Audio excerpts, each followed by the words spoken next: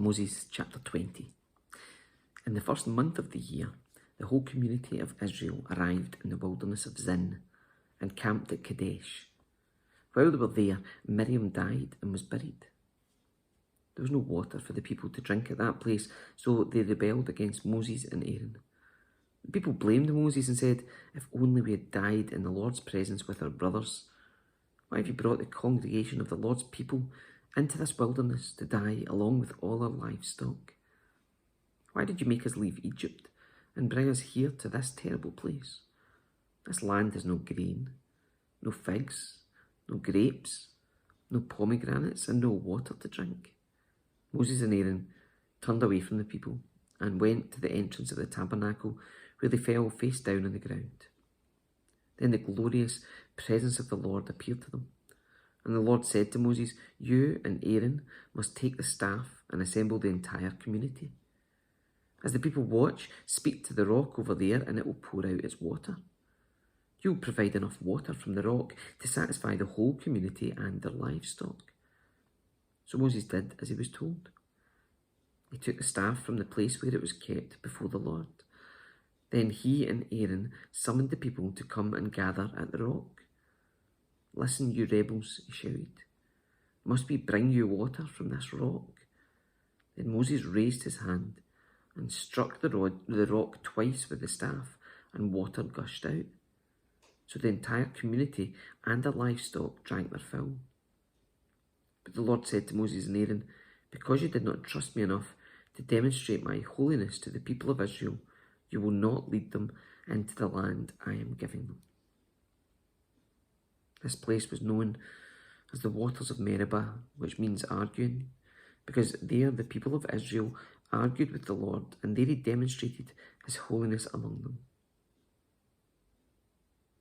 While Moses was at Kadesh, he sent ambassadors to the king of Edom with this message: "This is what your relatives, the people of Israel, say.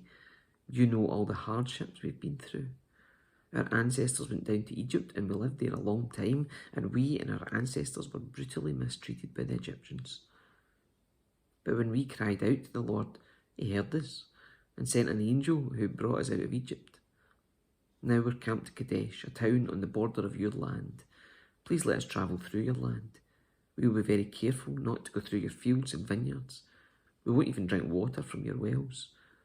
We will stay on the king's road and never leave it until we've passed through your territory." But the king of Edom said, "Stay out of my land, or I will meet you with an army." The Israelites answered, "We will stay on the main road. If our livestock drink your water, we will pay for it. Just let us pass through your country, that's all we ask." But the king of Edom said, "Stay out. You may not pass through our land." With that, he mobilized his army and marched out against them with an imposing force. Because Edom refused to allow Israel to pass through their country, Israel was forced to turn around. The whole community of Israel left Kadesh and arrived at Mount Hor. There, on the border of the land of Edom, the Lord said to Moses and Aaron, "The time has come for Aaron to join his ancestors in death. He will not enter the land I am giving the people of Israel, because the two of you rebelled against my instructions concerning the water at Meribah. Now take Aaron and his son Eleazar up Mount Hor. There you will remove Aaron's priestly garments and put them on Eleazar his son. Aaron will die there and join his ancestors." So Moses did as the Lord commanded. The three of them went up Mount Hor together as the whole community watched. At the summit, Moses removed the priestly garments from Aaron and put them on Eleazar, Aaron's son.